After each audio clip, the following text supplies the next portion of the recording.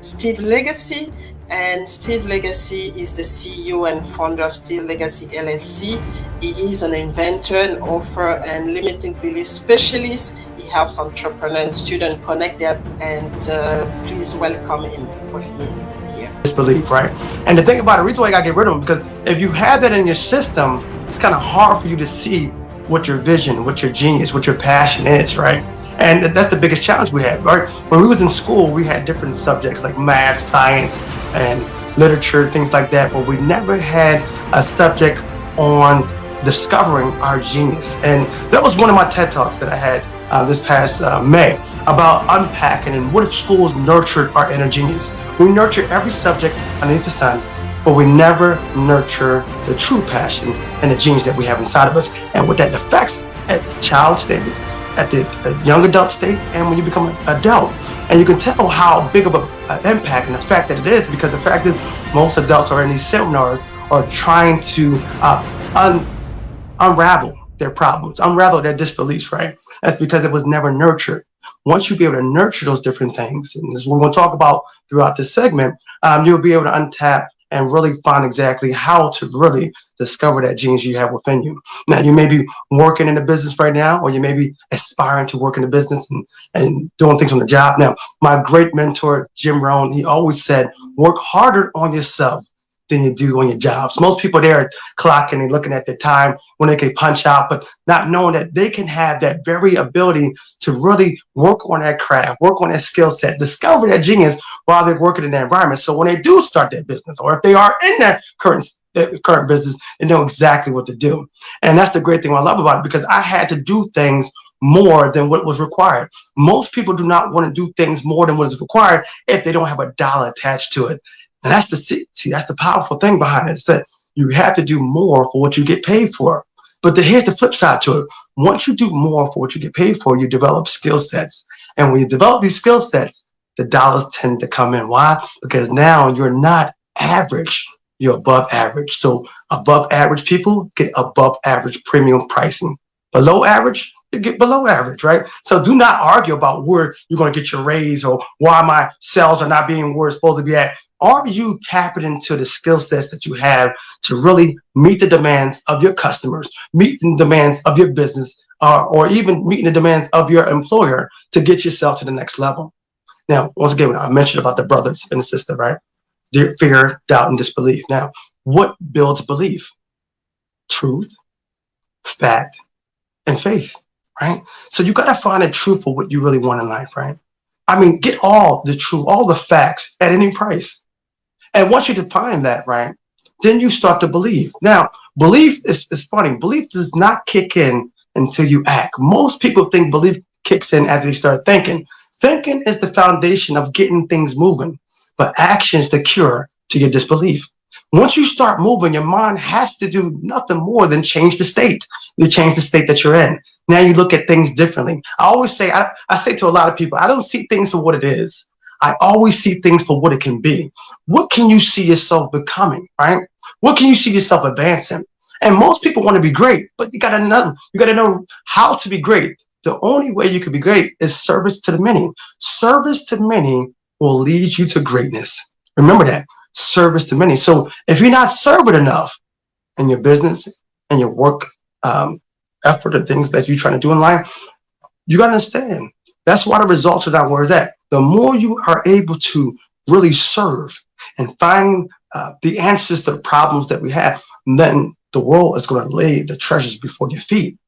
A lot of times we have these demands. A lot of times we have these expectations. Like myself, we thought that, oh, since I graduated from college and I got a degree, they're going to come knocking on my door. No, you got to knock. No, actually, I don't knock on doors. I kick doors in, because opportunity may not knock more than once. And do not miss the knocks, right? Because you may only get one. A lot of times, most people, what they do is they overlook the different knocks. And what I love, what Jim Rohn, my mentor, what he once told me is that opportunities are hidden in discouragement. I'm going to say that again. Opportunities are hidden in discouragement. And that's why the mind got to be sharp. If the mind is not sharp, you will never be able to really scope out the opportunities. Why? Because you're so focused on the problem. And when you're so focused on the problem, you have no room for the solution, no room to seek the solution. So you want to make sure that you have enough mental power, mental energy to be able to determine the opportunities and the difficulties. People talk about recession, right? Recession, recession, recession. Well, I'm gonna tell you something, right?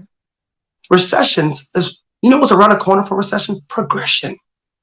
Do not get so convoluted and discouraged about the word and the term of recession. Progression is around the corner. But here's the kicker. Here's the kicker, right? People don't understand they operate in four seasons of life. We know it when it comes to fall, winter, spring, and summer, right? But right now you could be in wintertime. And wintertime in your life could be in a situation where everything is not working out the way that you want it to work out. Everything is messing up, right? You don't have the answers. The sales are not coming in. The marketing is just poor. People are not on your website. Something is happening. It's not looking good. It's winter time. Now, winter time could be discouraging, but you got to understand. Winter time is getting you ready, preparation, getting you ready for the outcome, what's happening next, and what's after winter. Spring. Now, spring is very important. And the reason why spring is important is because it's a short season, but you have to do all the planting at that time. And what I mean by planning, right? You got to plan far as getting your business structure together, working on your mind, getting all what you need to know about your company and the things how you want to do to take things to the next level. You're planting right now. Now, understand, don't confuse planting from harvest. See, a lot of times people think I'm plant today and I'm gonna harvest tomorrow. You're not going to reap tomorrow when you plant today. You still got to water it. You still got to nurture it. So springtime is very, very delicate and it's a short time and you must take advantage of it because you got to plant all you can. Now, after spring and summer, and what do you do in the summer? You nurture, you protect, you make sure that the crops are growing the way you're watering it, right? You're protecting your business. You're working on the business. You're making sure you get into the right contacts. You're getting into the right rooms, meeting the right people, right? Trying to seek the right customers, locating the solutions to that problem. This is summertime. Very, very vital, right? What happens after summer, right? Fall comes in, right? Fall is the harvest season. All the work, all the effort you put forth in, right? You start to see it reaping. Now, everybody's season changes differently. Everybody's going through different things in their life, and you got to determine what season that you're in. Most people, they overlook what season that they're in, and that's why they get discouraged. But when you know, once I said before, what really stimulates belief? Truth, fact, and trust. When you have all three of those, you don't have no worries. And anytime, and I always tell people, anytime fear try to creep its little face inside your plan, you show the plan to fear. See, people show their insecurities to fear. They show their doubt to fear. But if you have a well thought, written plan and you show it to fear, fear can't do nothing but step away from you. How can fear fight against your plan? Why? Because you know exactly where you're trying to go. See, that's the thing. Most people don't have direction. Direction creates time and stimulates your energy. You know, when you don't have direction, it burns out energy, it frustrates you, and you're very short off the handle when it comes to your emotions. Your emotions inside you affect your body, it affects your mind, and it affects your work ethics. So you understand that you have to always measure out what you have when it comes down to your energy source and where is it powerful from.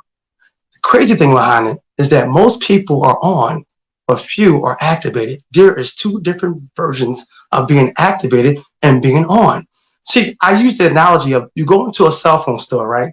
And you have all the sample display phones laying all pretty, brand new, and they're on. But they're not activated. You cannot make a phone call with those phones in there. Until they get connected with the network, then activation occurs. Are you activated in your business right now, or are you just on? That's the question you're going to ask yourself. Am I just going through the motions? See, one thing my mentor, Jim Rohn, said, do not mistake movement from activity. Do not mistake movement from activity, and do not mistake those two from accomplishment. Even though you're moving, shuffling over the papers on the desk, and it's the same workload you have by the end of the day, something is wrong. And the thing that you can use as a meter to find out exactly what you're doing and if it's the right thing or the wrong thing is checking your results. What are your results giving you? If it's giving you something that you enjoy, then continue to keep on growing. But if it's giving you something that you don't like, we have some things we have to adjust. Do a media adjust, right? You got to change your approach. You got to jockey, you got to shift. What I love about the analogies of shifting, right? Let's say you basketball game, right? Halftime, you're down by 20. Are you going to continue the same way you was the first half? Or are you going to make some adjustments? Because if you have the opportunity at halftime to make adjustments and you do not take advantage of it, do not expect to win the game. So you got to be able to know how to adapt and overcome. But first, you got to understand exactly where the problem lies. And the best way to find out where the problem lies is asking the right questions. See, most of the times, most people do not know how to ask the right questions. And when they don't ask the right questions, they do not get the right answers, but they always want to be frustrated. You can't be frustrated if you do not know how to comprehend what is the question that you need to ask to get the answers that you want. And then here's another thing. Most people are asking the right questions to the wrong people. You got to be able to understand who are you talking to and why are you talking to. Let's go back a little bit. One movie I love that Will Smith played in called Collateral Beauty, right? The opening scene is him talking to his colleagues and he asked a simple question. What is your why? A great author and speaker by the name of Simon Sinek, he always said, he had a book called Start With Why. He said, people do not buy into what you do. People buy why you do what you do. So the question is, why are you doing what you're doing? Is it just for money? Is it to help people really grow? See, money is always going to be the golden thing that's going to be at the end of the race. But what are you seeing in the beginning and the middle of the race? Are you really seeking out opportunities to help people get to the next level? Remember I said to you before, in order to be great, you have to be of service. Service is the leadership to greatness. Without you serving, then you will never get what you deserve. I'm going to take that. Let's rewind that back. If you're not willing to serve, you will never get what you deserve. But most of the people, we want to think that we're going to want to get what we deserve. I'm owed this. You're not owed anything. It's a blessing that you have opportunity. And you got to see opportunity when in unforeseen circumstances. I remember Les Brown talked about the story when he wanted to be a disc jockey, right? And the opportunity came in a situation where the current disc jockey got drunk and he was on the air. And the great thing, see, that's another thing. At the time, he was an errand boy. Les Brown was an errand boy around the station, right?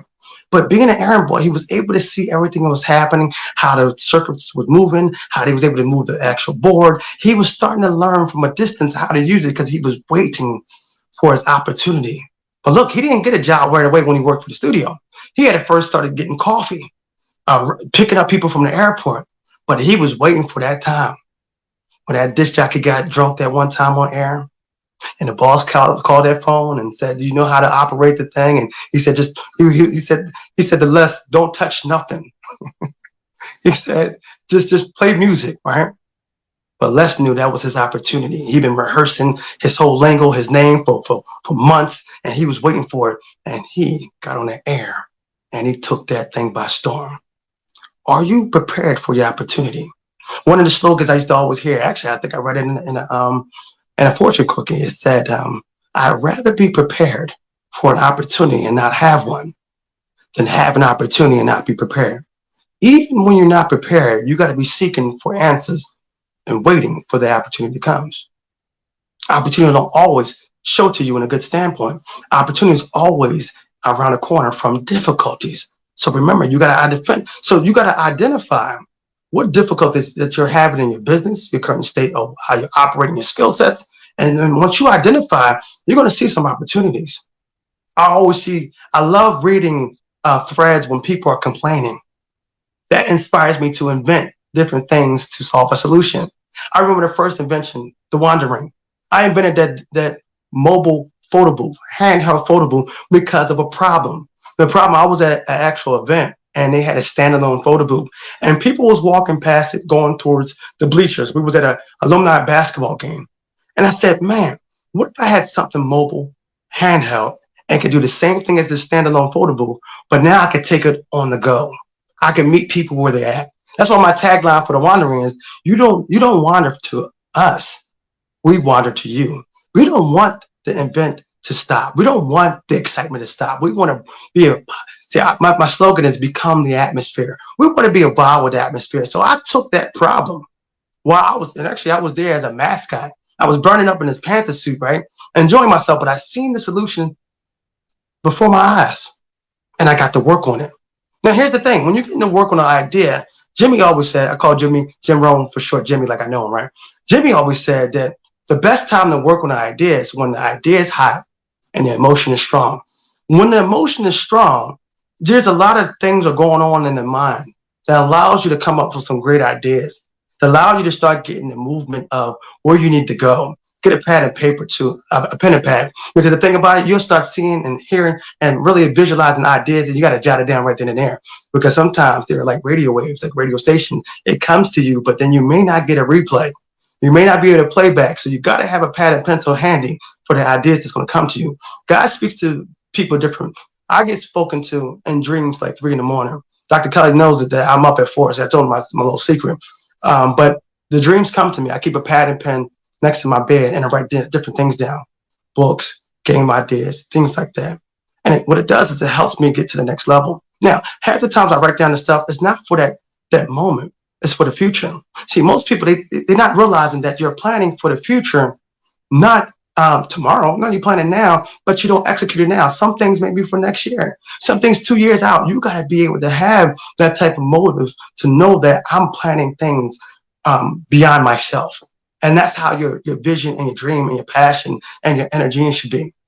So after you unpack it, after you really get into doubt, disbelief, and understanding the belief, and you understand what you're trying to do, and you know who you're serving and why you're serving, then you're going to start to see things going to start coming your way. The people, the organizations, people want to start wanting to tap in. Why? Because they fall in love with why you're doing what you're doing, not just what you're doing. I had to really find out why I was doing what I was doing. And once I discovered that, then everything started to make sense. When you discover your why and what you're doing, not just working a day-to-day shift, that's when you start having a passion. Your work will start to look like enjoyment. Why? Because it's like, I'm getting paid for something I enjoy doing.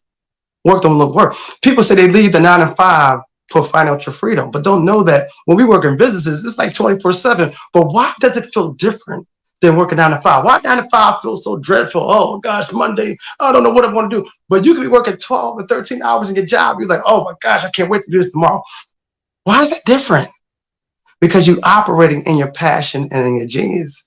Why is it a different feeling when you're working? Because you're working for somebody and building somebody else's dream.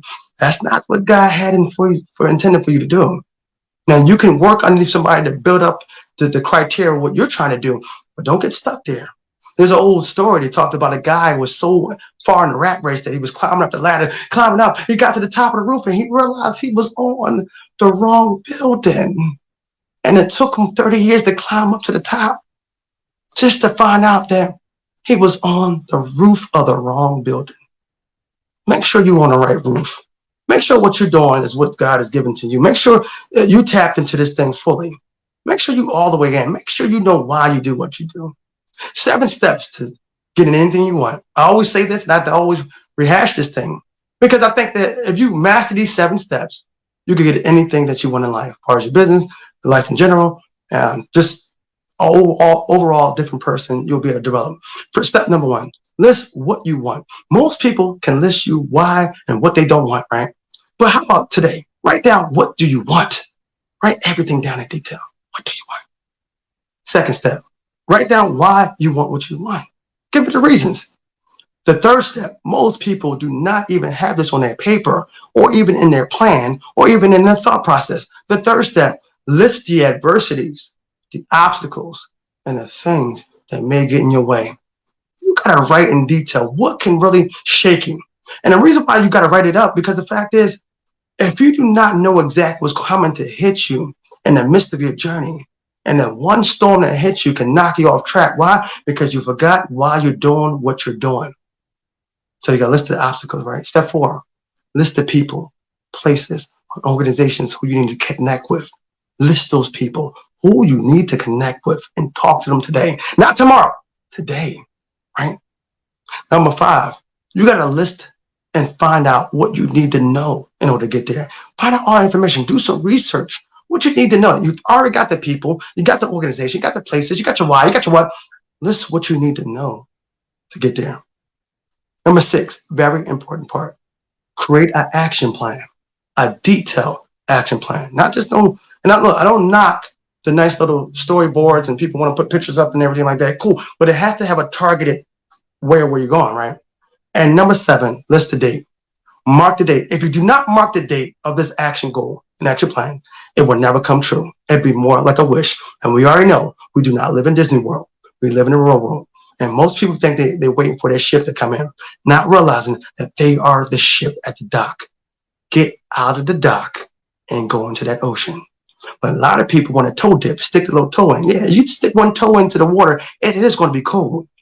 But if you jump head first and get that head underneath the water, your body temperature will adapt to the environment. The question is, are you adapting to your current environment?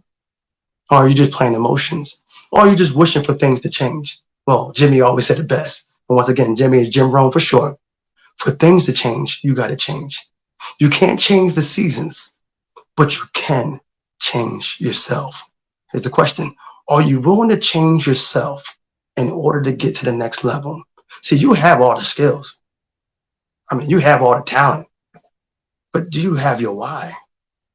And hell, you may be on, but when's the last time you checked if you was activated? That's an ouch moment. I'm gonna pinch right here. Are you activated or are you just on? And like I said, it's one thing. And then, okay, let's get even technical. Are you on, but are you in safe mode? And are you, see, I don't know about no techies out there. Do you know what safe mode is? Safe mode when it comes to electronics is that it's on, but some stuff is not visible to you at this point in time. It's using the lowest amount of energy to keep it powered. So some applications are not activated in order for it to stay on. That means some things in your life is not activated, but you're on. It's like a faint of a pulse. You're on, but it's not a heartbeat that's strong. It's just, I'm here. Are you on or are you activated? See, the thing about it, once you get activated, that is when you begin to live within your why. Thank you. I hope you have a great day.